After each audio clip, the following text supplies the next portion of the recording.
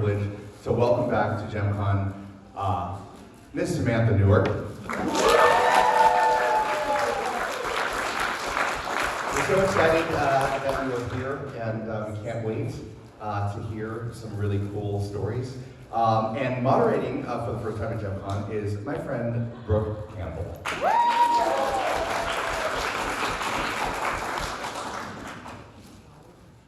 Who here is feeling free and easy? And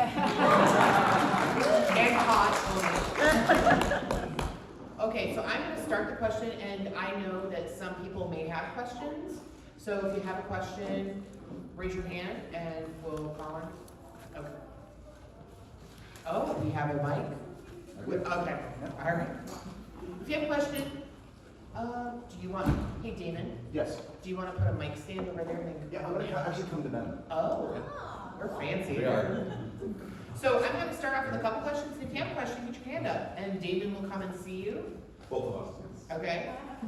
Okay. So, in case people who don't know, I'm going to ask you to start your origin story of how you came to do the role of Gems last year.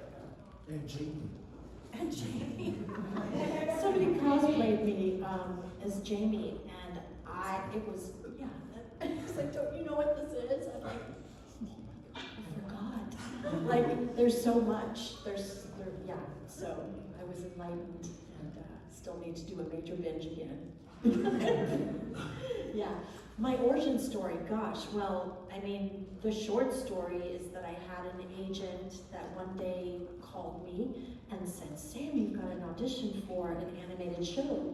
And I was like, you need to be a cartoon? And she was like, uh-huh. And she said, she's a rock star, and it's a glam band, you know. And so I was super excited. I think I'd done one voiceover for, just something silly like I can't even remember whether, a PSA type of thing. And I had no experience in the voiceover world, but at the time I was auditioning for everything. I'd screen tested for Days of Our Lives. It was between Justine Bateman and myself for Family Ties. I was like auditioning for Facts of Life and Silver Spoons and like I even had sides for, remember that TV show V? Yeah, I found my sides recently. I was like, oh my God, I still have these, and like after school specials. And so that was, and I was always on auditions with like Sarah Jessica Parker, Helen Hunt, Melora Hardin, because we were and Justine Bateman. That's actually how she came to my 16th birthday party with Moon Unit and Dweezil Zappa. Because we used to be on auditions all the time because we were very similar types. So we'd just be sent out, and Justine's mom actually was British, and so her mom and my mom are British, and so we would be in auditioning, and they would be chatting the whole way together, and that's how they got to know each other. But, one day I got an audition for Gem, and I remember going to Hollywood Way in Burbank, if anybody knows Burbank, California, and the building is actually still there, which is pretty cool. It's like a real estate office now, which is kind of sad, but it's still there. And and I went upstairs, and there were a ton of people there, and basically there's a sign-in sheet, you sign in, but what really got me was these very similar walls to this. I think they were blue, and they had Xerox copies of all the characters, the drawings of the characters, and I had no idea who I was going to be reading for. They didn't even tell me till I got in there, but yeah, and they were all pinned up on the wall with like big 80s hair, and the pizzazz in her clothes, and Gem and the makeup. They were black and white, but you could still see, and it was exactly what was happening on the Sunset Strip at the time. MTV was blowing up, and this was like what I was surrounded with because I was 18, and I was like driving up to the Sunset Strip, but I was too young to get into the clubs. And we'd go and we'd like gawk at all the older kids going into the bars to see like Guns N' Roses and all these amazing bands that were blowing up at the time. So I was like, what if I just walked into?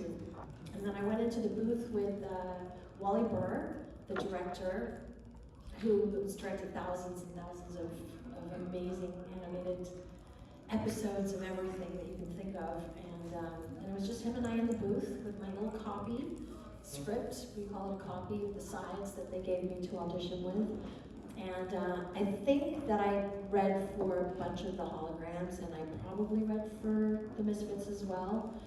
And then I left, kind of, you know, sometimes you leave an audition and you're like, I felt really good, I think I did really good. And then other times you leave and you're like, oh, and you can't be attached to anything because you'd completely be a psychotic person if you were attached to everything that you auditioned for. And so I left not really knowing how I felt about it. I kind of was like, oh, I don't know. Because I'd never been in an environment like that, in a booth with a director and a voiceover thing with the headphones on and, you know, just the director. So it was all new to me, even though I was a showbiz kid. So it was a little thing. So yeah, and then I think I took a trip to Colorado, and it was before cell phones. And I booked it, and my agent apparently was desperately trying to reach me. So I had to come back, and thankfully she did. And then I came back and I started working on the show. And now I'm here sitting talking to you all.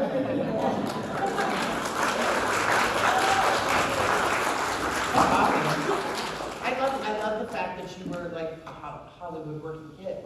Oh yeah, I was. And I never expected that, because you know, some of you guys have known me for a long time, but I grew up singing professionally since I was 8. And then when I came to California, well, I was signed to a big agency, ICM, in Virginia, and they put me on the state fair circuit. They didn't really know what to do with me. I was the youngest person signed to ICM at the time. And so they had me like opening for Eddie Rabbit. You know, so I'm rainy night. So Eddie Rabbit, I'm totally dating myself, but you guys know me. So I'm over that part. Yeah, the Silvers, Eddie Rabbit, Pat and Debbie Boone, I opened for them. And so they were just kind of putting me out on the circuit, which was great. You know, I'd sing with a big orchestra and do my shtick. And, but then my agent at the time said, you know, if you are going to do really well, you either need to move to New York or LA. And we opted for Los Angeles and drove for a little.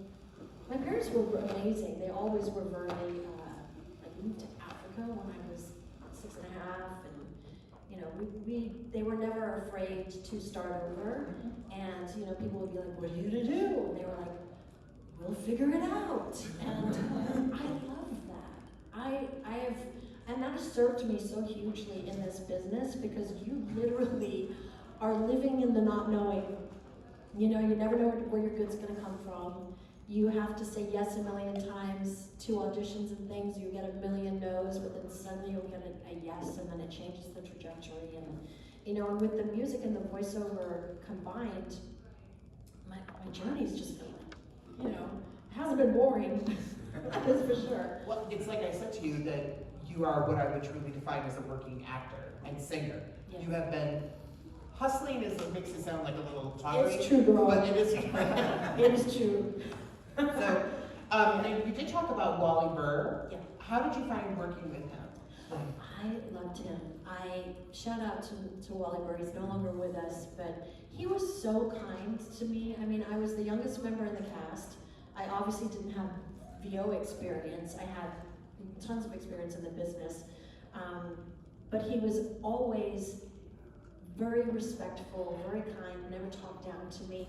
The other actors would complain, at least I've heard about it over the years, because I never knew this, that they would be like, oh my God, he was a taskmaster. Like, we were there for like 8 hours. And then, you know, he was, apparently a lot of other sessions at the time were, you know, 4 hours, you're in and out, super easy. But with Wally, I guess it was a different experience, but I didn't know any better, because this was my first gig, you know? So I was loving it, absolutely loving it. And he was a joy to work with. He was amazing. And I was so impressed how he was able to wrangle all of us, because we recorded ensemble.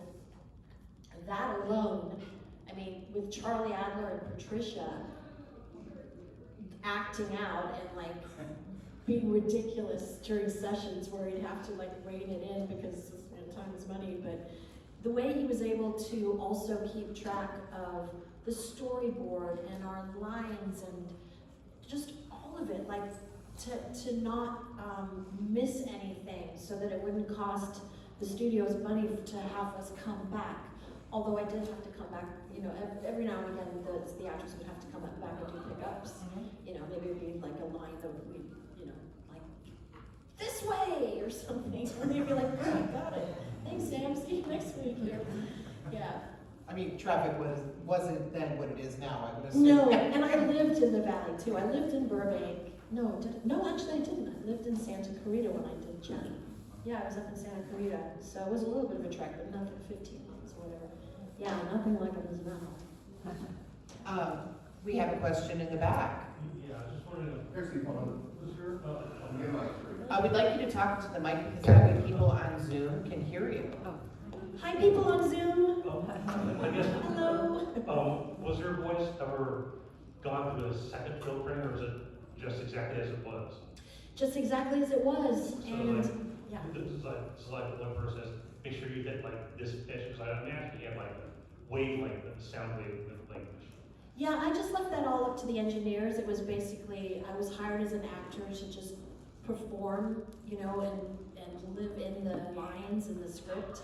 And they didn't really do any tweaking with our voices. And this is like before MP3s. This is analog tape, you know, reel to reel. I was just wondering, the biggest, most radical thing, I know this radical was when people say Frank Welker was sounding. You know he didn't sound like that. He had to go through a vocoder to get it. Right, they did a lot of that on Transformers for sure. That was a different thing. I mean, I can't remember. You guys would probably know this more, but I mean, even Tech Rack, you know, Charlie Adler, he was just in a different character, but they weren't manipulating his voice as far as, you know, any tech, any zhuzhing, any voiceover zhuzhing. Yeah. I hope that answers your question. Yeah, that's a good question. You talked about Transformers because you were also Ariel and then Elise Presser, right? Right. Can you talk a little bit, I imagine that the vibes of the room were very different. Well, One was more feminine and one was more masculine, I mean artistic, militaristic, whatever. But can you talk about the vibe of the rooms? Well, the thing is with Transformers is that I guest starred, so I basically popped in after the session when everybody was over, is whenever they could fit me in. So like if I was done with the session with Jem, I would basically just stay and record lines for Transformers. So I never got to record ensemble. I recorded with Wally. I didn't even record with the other actors in those scenes, so which was a bit of a bummer. That would have been lovely to be able to do that, but still it was, you know, and it's funny, I've said before, I was like, well, I was only a guest star, and then fans have been like, yeah, but there's only so many people in the universe that got to be a part of the Transformers brand, you know, so I was like, okay, I get it, that's cool. How many people get to say that they've been anything? Anything of the Transformers. Yeah, or on any cartoon, like any animated series, I was this voice. Right. I was very lucky because that doesn't happen very often. You know, you usually audition, but I mean, I really have paid my dues.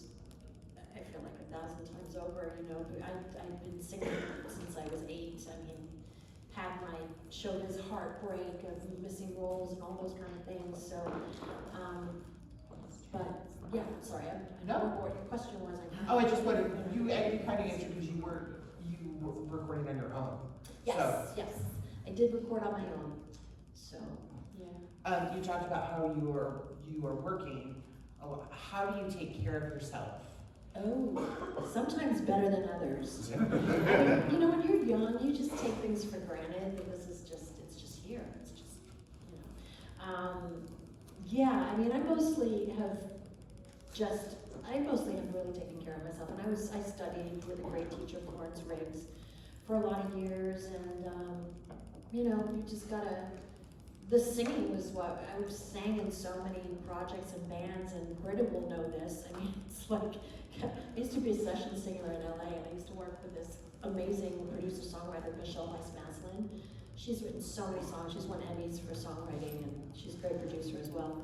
And so she would hire me for sessions, and she would call me, and she'd be like, I'd say, Michelle, so what key are we doing this in? And she'd be like, I'm really I'm really sorry. And it would just be this like belcher chest voice, and Britta understands this, like belcher chest voice is, as high as possible. And then it's like stack harmonies and then we're gonna double the track and it was a lot of work, but it was so much fun because the songs that I sang on for her were she was licensing this music everywhere. It was all over MTV, it was all over CW shows, a lot of those, and so it was really fun. Fans would be like, "Oh my God, I heard your song on Smallville," or "I heard your song on whatever," and then I started licensing my own original music. But yeah, those were always tough to sing. I heard doing game voices is even worse. And I've sung on PlayStation games, but I haven't done any voiceovers for games. I've been hired as a vocalist to do stuff. But that's supposedly really brutal. I don't really want to do that to my voice, to be totally honest. That's no big, but even the music of games is no small thing. Yeah. Because my boyfriend games, and Yeah. you on God of War. Yeah. Yeah, he's- God of War, Twisted Metal Black. I thought you sounded familiar. Yeah, my friend, so I had a music comrade, Mike Reagan. We used to, the most percussive guitar player I think I've ever played with. He was just beautiful guitar player. I was so spoiled playing with him, and he was a songwriter, and then he got into composing and took off, started doing these huge PlayStation games. So I get a call from him one day, and he's like, "Sam, can you do a kind of like a Lisa Gerrard, Middle Eastern, deck and dance kind of vibey, no lyrics sort of improv thing?" And I was like, "Sure, And I came over and he turned the studio lights down. I think I even had a shot of whiskey. I did. And and we just played. It was so fun, and that was for Twisted Metal Black, and that was the first one I did.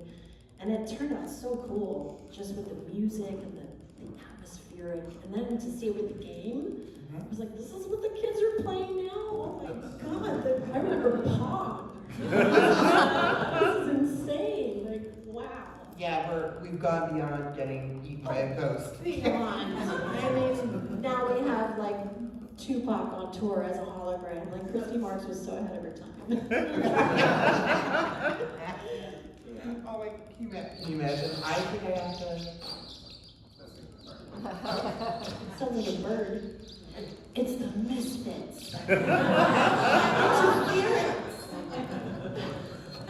Did you check under your chair for a bomb? No, I should have. That was actually people ask me if I remember the sessions, and I do remember things here and there, but I do remember it was the first episode where Charlie Adler, Eric Raymond is like, "There's a bomb!" and he's screaming, and I was standing right next to him, and it kind of shocked me. But it was so cool because I was like, oh, you can really go for it. His hands were going everywhere, and he was, and I was learning so much as a voice artist, oh, okay, you can really sink your teeth in it. I mean, he went for it, and it scared me, it was great. So, yeah, I remember him saying that line. Ladies, you have a question online. That's a good segue, actually. So I'm going to paraphrase it, but what kind of things ended up, or did you have a gag reel? And if you did, what kind of things ended up on that gag reel? Apparently there is one somewhere. Oh. I don't know where it is, it will ever, but you gotta know, my young 18-year-old self, when Patricia would flub a line, and she's talked about this at JemCon too, when she'd flub a line, the expletives would just come out of her mouth, and she and Charlie would be going at it, and Sue, and it was hilarious, but I was so shocked. I was like, you can do that at work? Where am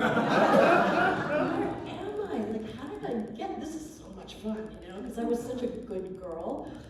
But, just to see everybody kind of behaving like that, they weren't ever unprofessional, they weren't at all, but there was a room to play, and play we did, and it was fantastic. That was the question. Thank I you love for that your there's question. questions online too. So any other questions? Yeah, Oh, okay. This is something in general. Hang on a second.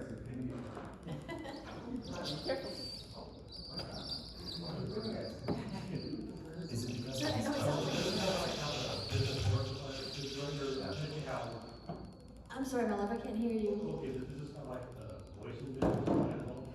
I was thinking about your comment, you're saying Wally Brewer, like in and out. I'm sorry, I can't really. You were commenting that Wally Burr was in and out. In and out? Yeah, like in and out of the studio, is that what you meant?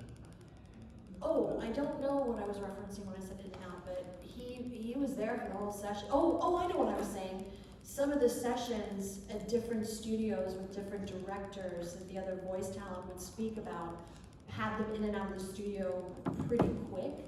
But we had a lot of Yeah, dialogue. what I'm getting at, I was thinking, like, my understanding was he was in charge of every voice for the toy line stuff. But imagine he's saying, if they're giving a call saying, well, when you're done with, the Gem studio, we need you to get over to the Transformer studio. This Jack Angel is voicing Hasbro Payne and Ramjet, and Hasbro wants to push these toys. Then you have to get over to the G.I. Joe studio, because there's gonna be new toys there too. And My Little Pony, because they're trying to push out toys. In order to get the toys sold, we need to push out the voices, so we can get the animation done. Yeah, he was a busy guy. I mean, a lot of it was done at Wally Burr Studios. It was definitely a hub And for that's like recording. four toy lines that he's trying to keep up with. He was not, I shouldn't speak for him, but Wally's job was a director of animation, so the toys and all of that was a separate animal. He wasn't involved in that. None of us were, you know. It didn't even occur to me to get a doll until my dad was like, Sam, you should probably get a doll. I was like, I actually don't. That's crazy. And where's Toys R Us? And I got myself a glitter and gold doll. That's crazy to get one, you know? And now I was talking to somebody earlier, I'm like, oh man, hindsight. I'm sure for all of us, but hindsight, I would have gotten them all, you know? But How many do you have? Because I'm sure you've started somewhat of a collection. yes, and you know, the fans have been so, it's over the years, I tell the story sometimes. There was a fan once that brought a rockin' roadster to my merch table at a show, and I thought I was gonna autograph it. And those things are terrifying to autograph, by the way, because you can't mess up on them. Stared at it for quite a while, it's like, oh God, okay, where do you want it? What do you want me to say? You know, but no, he was like, no, it's for you. And then I'm thinking, oh my God, how do I get this on the plane? I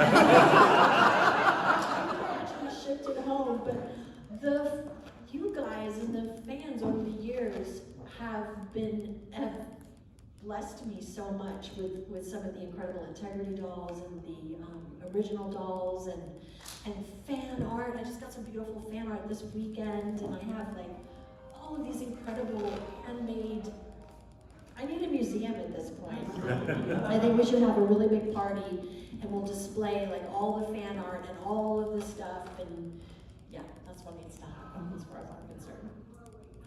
We have two questions.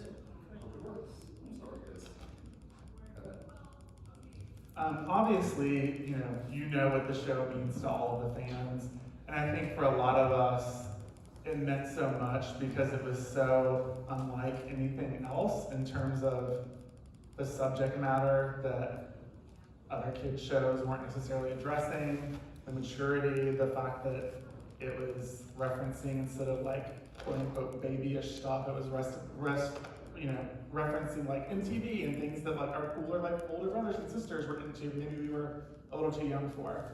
There was kissing. Yes, there was kissing. there was like James Bond-esque like car chases. And did you at the time realize how like different and unique it was that all of this was being referenced in a kid's show? No, I really didn't. I mean, there's only, honestly, like Jem was the beginning of the, am I mic on? Hello? Thank you. You're welcome. Yeah, Jem was like the beginning of my independence. So I was like, oh my gosh, I can get my own apartment.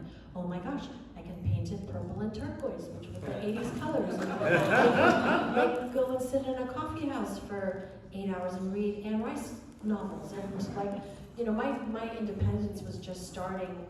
I wasn't really thinking about all of that until revisiting it and then getting to hear the stories from you guys.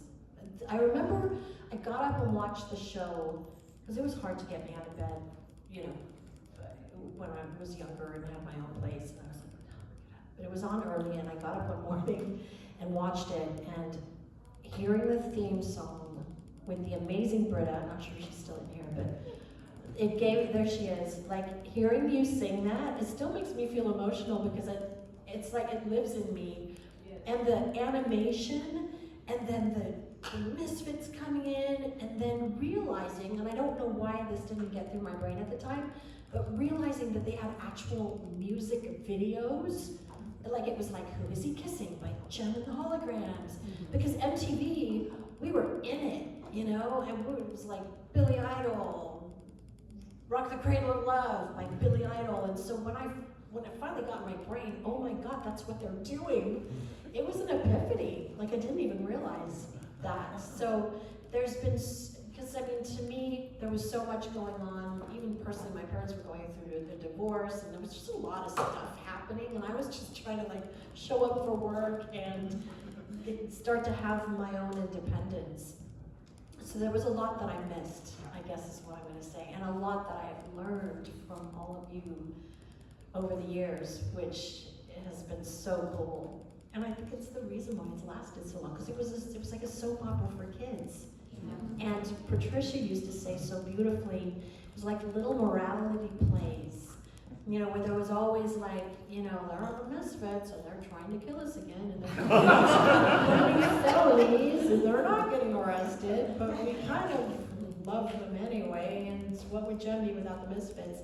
But then, you know, they would always not win, and then Jem and the Holograms would throw a benefit, and then everything would you know? So there was, I love those little, it had a lovely moral compass and taught great lessons, you know, and the kindness and friendship, and like being an idiot at the end is not going to pay off. And there's enough pie for everyone, you know. So the character of Jem was so beautifully written, and she's a lot to live up to sometimes, but she's a beautiful archetype. And I know I've said this before, but when I would go into sessions, they would say, oh, here comes Pollyanna. Like the actors would literally say that to me. They were like, oh, here comes Pollyanna. And I was kind of like, you know, but after really thinking about that and growing up and becoming an adult, that is such a powerful archetype. You know, the archetype of somebody that can walk into chaos and somehow wrangle and enroll everybody in communicating and getting along, like, you know, peace through the chaos. Like, somehow Jem, that archetype, was able to do that, and she stood for that, and she had integrity, and she saw the bigger picture, and I loved that. I just thought it's so beautiful. It still is so beautiful. It still resonates. It's timeless. You know, it really is. So thank you for your question. So we've been so blessed that you've been to so many JemCons, starting in 2006, I believe was the first time you joined us. And that was before I was here. I met you at a non-JemCon, a convention in New Jersey, Yes. where my husband still says, why didn't we see Mark Hamill? I said, because we were going to see Jem. But that's going back quite a few years before so much that is connected fans and artists. So I'd love to know, first of all, when you first realized that you had this fan community. When did you first become aware of us? And then what was it like when you first started attending both JemCon and other conventions of this nature to get that face-to-face? What do you think of us? I might have to be reminded of the second question, because I tend to go on tangents, you know. But the first question was? When did you first become aware of this? Okay, that's right. So it was when the interweb was very new, and probably around 2003, maybe a little bit before that, I Googled Gem and the holograms, and then all of this, like, these email web rings and these old, I don't even know what you call them, but they were all these like tribute sites to Gem, and I was like, what? Oh my God, I was so blown away. I was so blown away. I was so glad that I did that. And then I remember in 2003, I found Britta's email, or I found your website or something, and I emailed Britta, and I was like, oh my gosh, we're Gem. Like, I didn't know that this was happening here. And so that was so cool. And then Britta and I first got to meet in 2010, thanks to JemCon. And then my first JemCon was in 2006, where I reunited with Patricia, which was so wonderful. And it was so much fun. It was actually my birthday weekend, and so I got to go to Disney World for the first time. So I did JemCon at Disney World. My mom came, and I met so many of you. And I talk with my hands. I must be part Italian. But yeah, and your other question, I'm sorry, like my mind's racing a thousand miles. What's it like when you're at other conventions, GemCon or other conventions? How do you feel about like your opportunities for All of interfacing, I this. guess? Well, my very first convention, speaking of Mark Hamill, was called, I don't know, it was in Secaucus, New Jersey. That's the one I met you at. Yes. It was Empire something. Empire Fan Fest. Yeah. Yes, and they reached out to me and they were like, we would love to have you at our little Comic-Con, and it was like Mark Hamill was the guest of honor, and everybody was a stormtrooper and Chewbacca, and like, that's my childhood too. I was like, oh my God, it's Chewbacca. That's the thing, if I see a Chewbacca at a Comic-Con, I'm sorry, but I'm going to hug them, because that's just what happens. You feel tiny, don't you? I do, I feel tiny, and I feel like my 10-year-old self, because I saw it in the theater when it first came out. That was the thing. Yeah, and then they flew my guitar. I was like, can I do a concert? And they were like, yeah. And I said, did you fly my guitar player out? So they flew out Mike Reagan, the guy that ended up doing all this composing. They flew him out, and we did a concert, and I was like, oh my God, I have to have a CD or something. So I remember burning CDs on my friend loaned me a CD burner, and we made labels, and we made CDs to sell.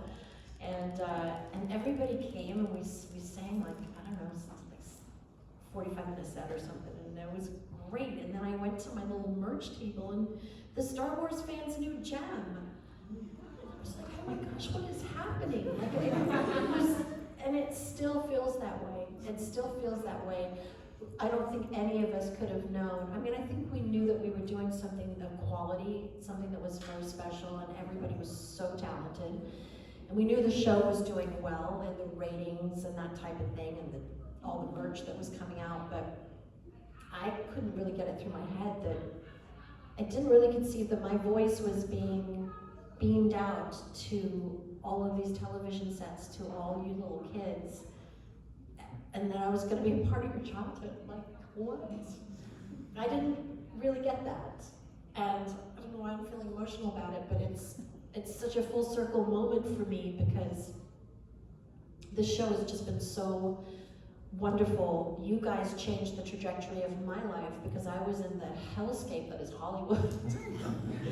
And you know, I mean, I've had some amazing experiences. I'm not going to like throw Hollywood under the bus, but you know, the music business especially is very, very, very tough.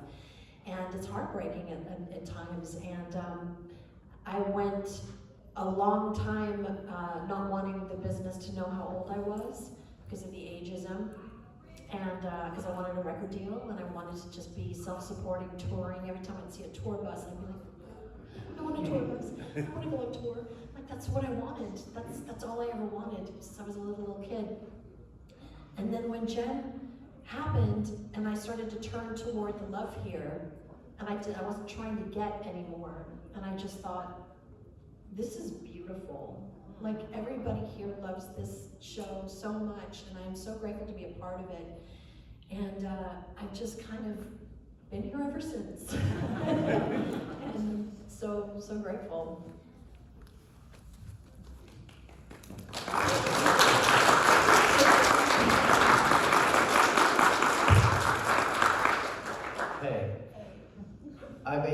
have kind of like a two-part question, but it's all about the voice.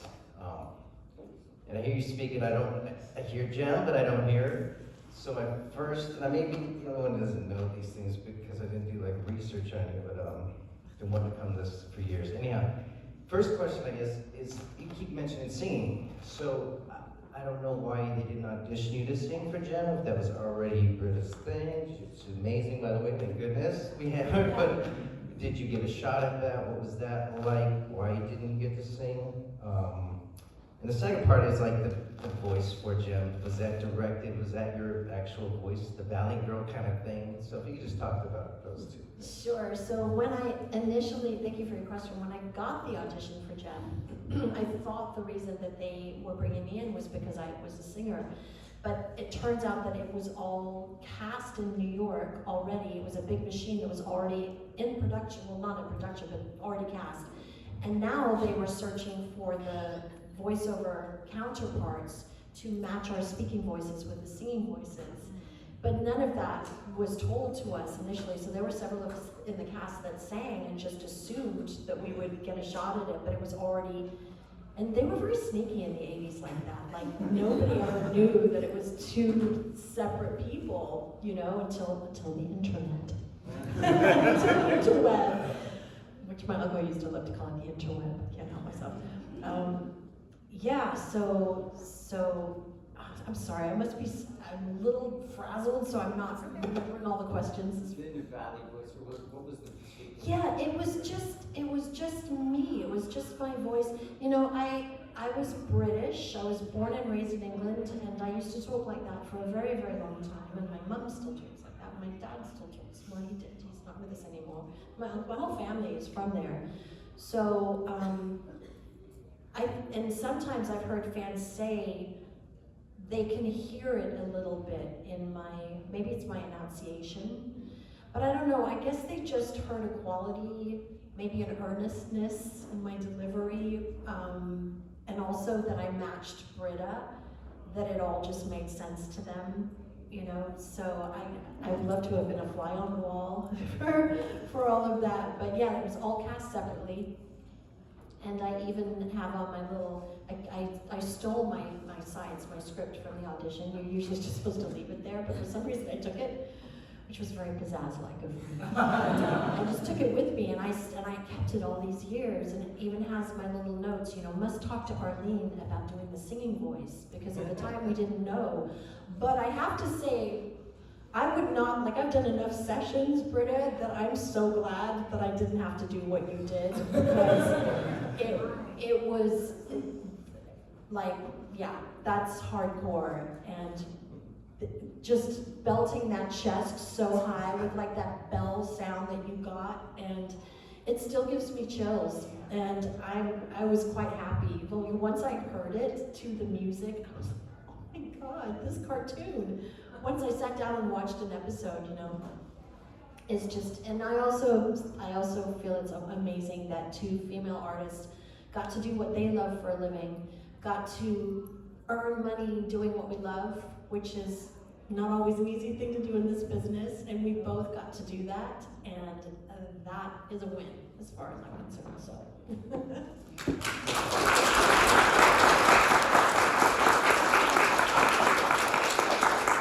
Hello, Samantha. Oh, hello, you're right in front of me. Yes. As voice actor for Jem, did you form some kind of a professional family? And if so, was it like some kind of inside joke or prank, or if someone brings you homemade jam, for instance? Wait, I'm so sorry, I'm not quite good. Okay, were you, as voice actor for Jem, forming after some time a kind of a professional family? I mean, it was a very warm feeling, like everybody was super kind, and there was a lot of laughter and a lot of camaraderie, and we were all like super excited to be there, you know. I mean, it was pretty cool to be working on it. Was someone doing some inside joke or some inside prank from time to time? If they were, it went right over this little girl's head. It did, because I was still like, I was 18, you know, and I meet 18-year-olds today that love Gem, and they'll come in full Gem cosplay, and I'll look at them and I'm like, oh my God, you're 18. Like, I was 18. I was your age when I was doing Gem. Like, it really brings it home, you know, my younger self. But yeah, honestly, like, I didn't get the joke.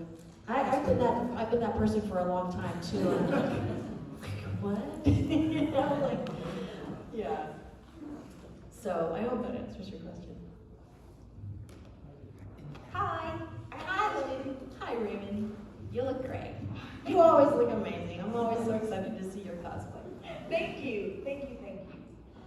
The quick question that I have for you today is, of course, regarding Jerica and Jim.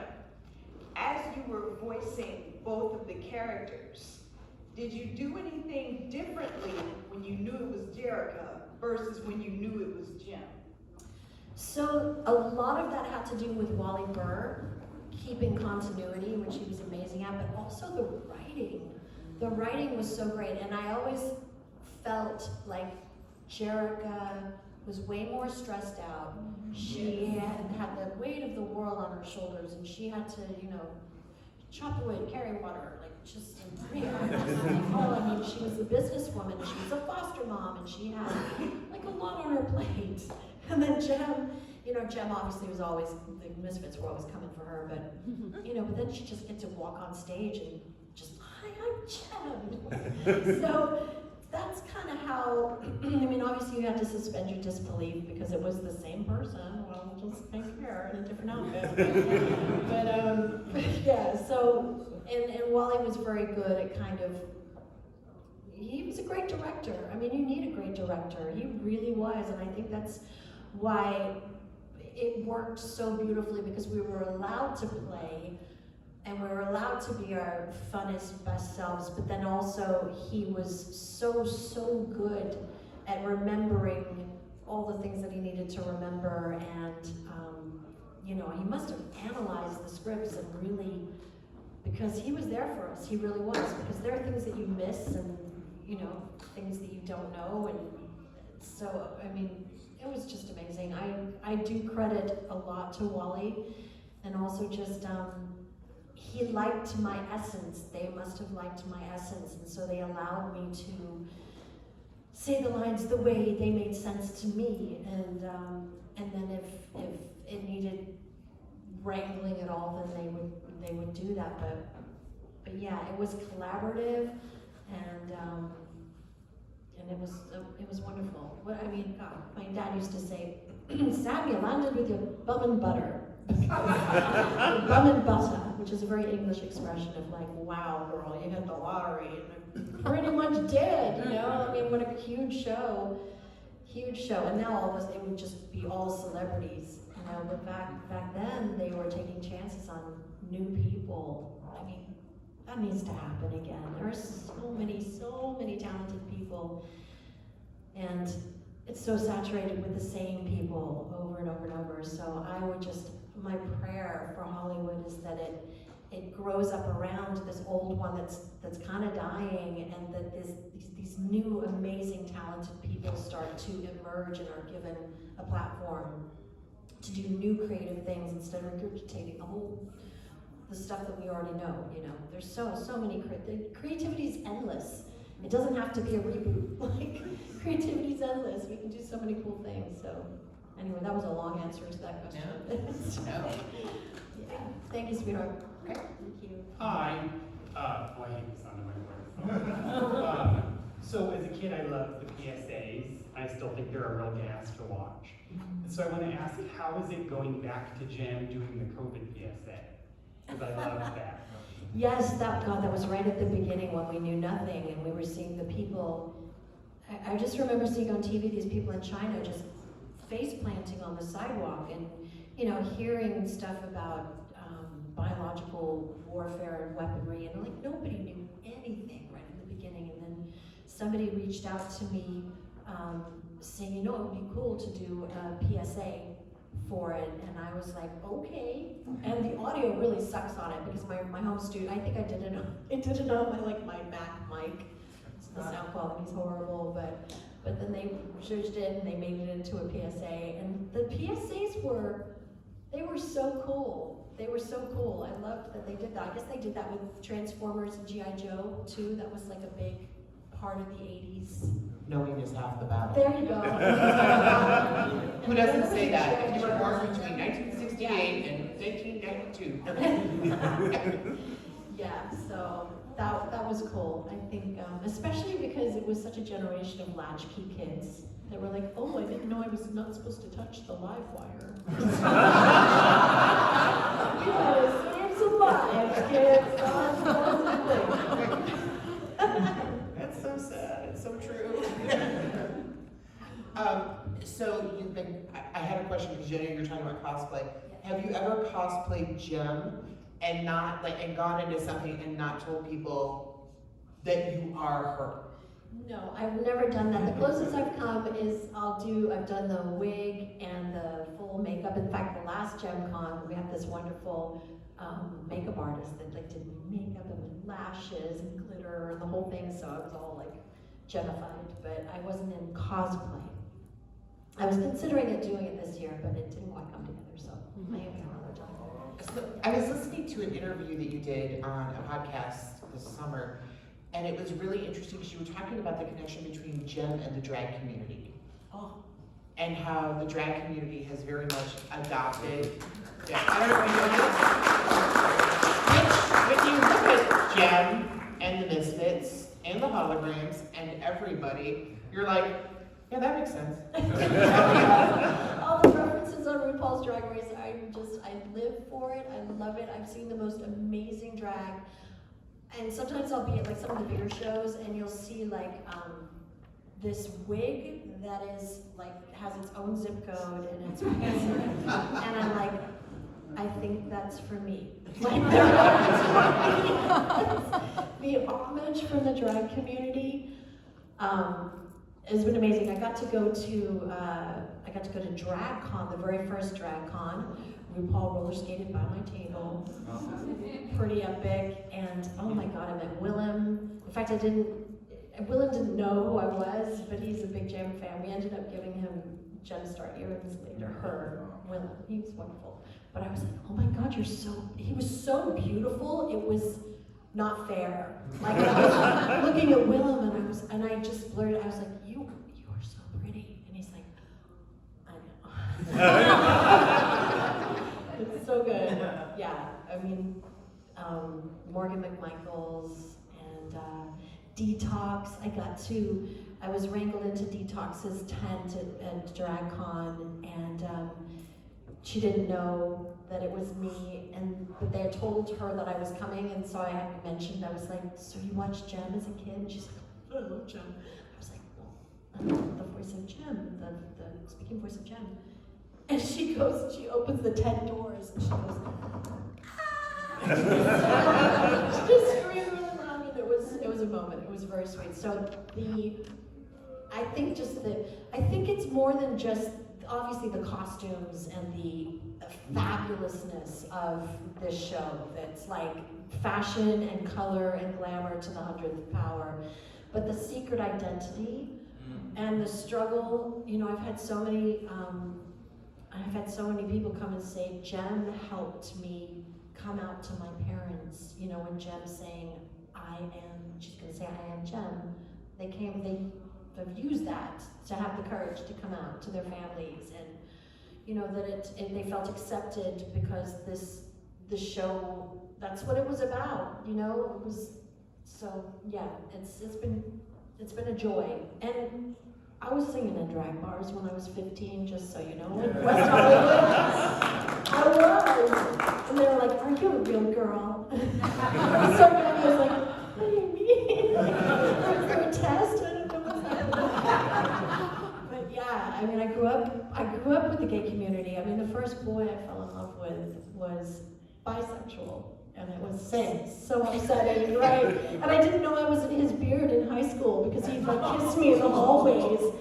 And yet he was just trying not to get the crap knocked out of him in high school. Of course, I was oblivious and didn't know that, but yeah, it's always been just a really special, yeah. I have 12 gay husbands. That's fabulous. Hi, Jem, it's your sister Kimber here. Hi, Kimber. Thanks for coming, Kimber. So I'd love to know, as you went through, as the production happened and you recorded more and more episodes, did you become invested in the plot lines of like, oh, Jem is getting closer to Riot here, or I just really, this is really, I'm really invested in this, and sort of as a prerequisite, in each episode's process, did you get the full episode script or just your pages? So that's a good question. We would get the full episode and the storyboard, which was like the visual drawings of what we were doing. Like, oh, we're hanging off the side of a boat. So when I'm saying help, it's not like, help, it's, help. But yeah, we didn't get to, God, I don't know what's wrong with me today. It's 108. Maybe that's not it's travel brain and all of that. But yeah, we didn't get. I don't know if I was really. I was doing my job, and I was trying to do it the best that I possibly could. And I don't think it was until later, until I started rewatching the shows, that I started to go, oh, this is scandalous. Really, really absorb it. So I can't say at the time that I really did. I mean, I loved performing it, but I can't say at the time I really, yeah, it's hard to remember, to be honest, but it hasn't been until later that I've revisited it. Yeah, thank you. Thanks, Kimber. Hey Sam, so this is a question from the internet. Can you talk about any current voiceover projects or any other projects that you're currently working on? Right, I can talk about them because I'm mostly auditioning, which is what we do. It is just the truth of voiceover. You audition, you audition, you audition. And also I'm still trying to get my sound right in my home studio. We were kind of talking a little bit about it.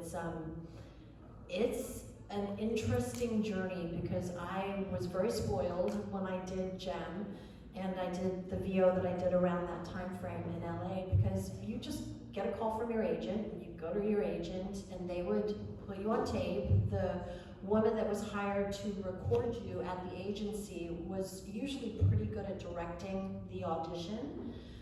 And so then you'd kind of get directed in the audition, and then they'd send off the file, and then you'd either book it or you wouldn't. And if you book it, you'd go to a real studio and record it, and then you get an engineer there, and the director would be there, and some of the ad agency people and all of that. So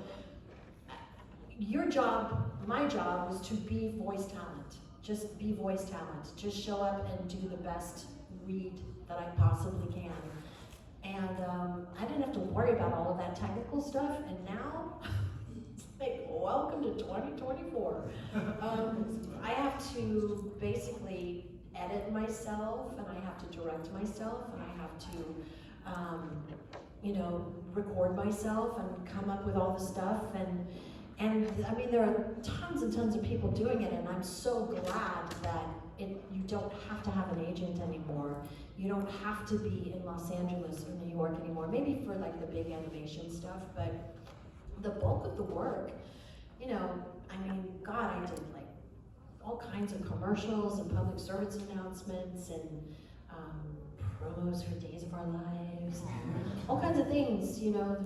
Voiceover is kind of all over the place, audiobooks and all that type of thing. So I've had quite a journey getting my home studio up to, because you've got to have a floor level of a certain, I don't even know the language yet.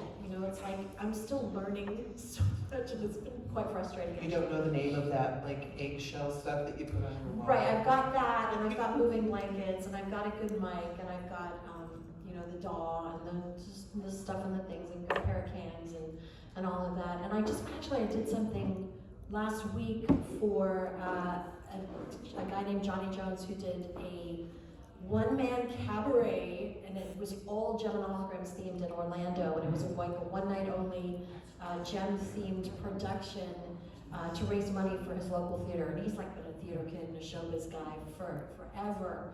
And he reached out to me and he's like, will you do the, so I want when people sit down to be like, thank you for coming to the theater, you know, please extinguish all smoking materials. You know, Unwrap your hard candies. unwrap your hard candies before the show, you know, that type of thing. But I got to do it as Jem, and he loved it. And so I've done passion projects, but I'm still auditioning and trying to get my studio to that whole thing. So I'll keep you posted. So we have time for one more question. Okay. And I know that we have a mic right there. Oh, okay. Hi.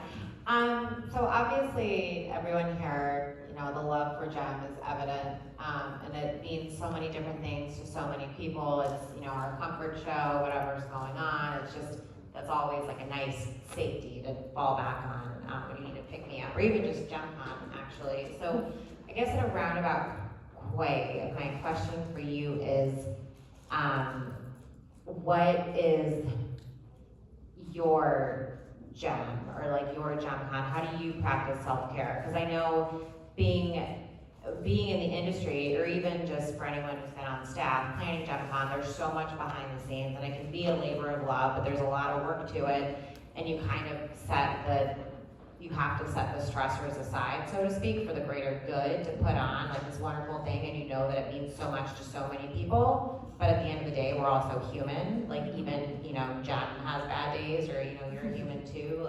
It's not always glamour and glitter.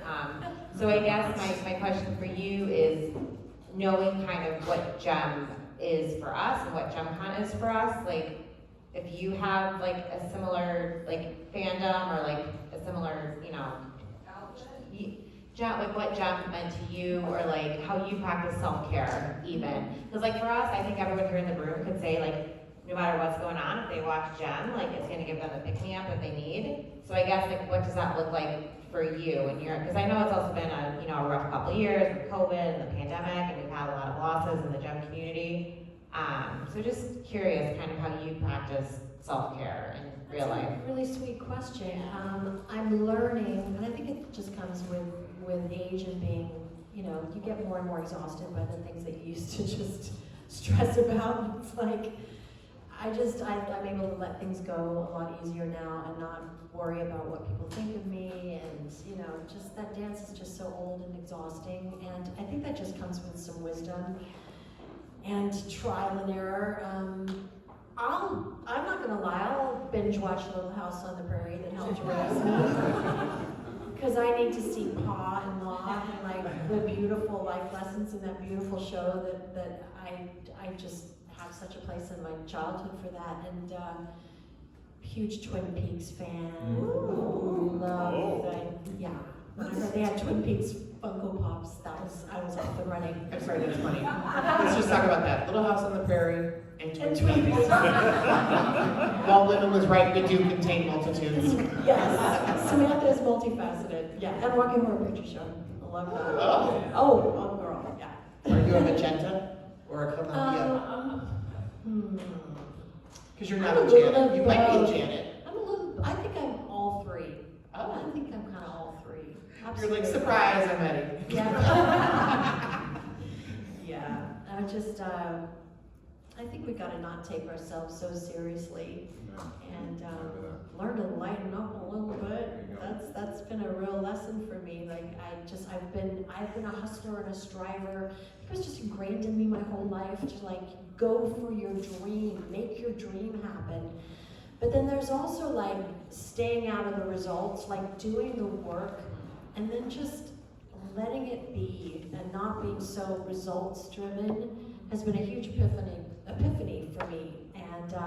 And it is lighten the load, because it's really not my business. You know, I don't have control in the big picture of how things end up going.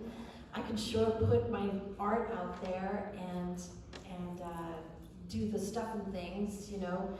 Faith without works is dead, is what they say. But at the same time, just let go of the results and then move on to the next thing, and just we've got to start enjoying our lives again. It's gotten way too dark. So yeah, a little binge, Brady Bunch as well. I grew up with Brady Bunch, so, you know, it's like whatever it takes. And Jem. I'm actually turning my sister who's 2 years younger, my Kimber, my own personal Kimber, that was dragged around to shows when I was a child and was the one sleeping on the couch while Sam was at rehearsal. You know, she's lived the Kimber experience. She's like, I need to learn more about Kimber. I'm like, yeah, you do. You are Kimber. You need to dress like Kimber one day. You are my personal Kimber. So, yeah. All right, everybody, our own little misfits here. Yeah. Thank you so much for coming out. She's gonna be next door for today and tomorrow. Okay, so, all right. Thank you so much, Sam. Thank you, Brooke. Yeah, we're gonna get a picture of everybody.